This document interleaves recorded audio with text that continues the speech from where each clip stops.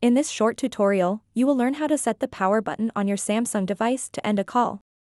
This feature can be quite handy, especially if you find it difficult to reach the end call button on your screen during a phone conversation. By setting the power button to end calls, you can simply press it once to quickly hang up. To get started, swipe down from the top, just like this, and then tap on the gear icon at the top right corner of the screen. Once you are on the settings page, scroll down to the very bottom. Tap Accessibility. After that, tap Interaction and Dexterity. Tap Answering and Ending Calls.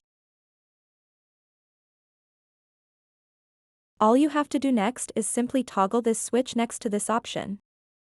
Press side button to end calls. Now you can easily press the power button to end calls. So that wraps up this tutorial. If you have any questions about this whole process, please let me know in the comments section below. And if this video helped you out, please give it a big thumbs up and subscribe to this channel for more tutorial videos like this one. Thank you so much for watching and have a good day.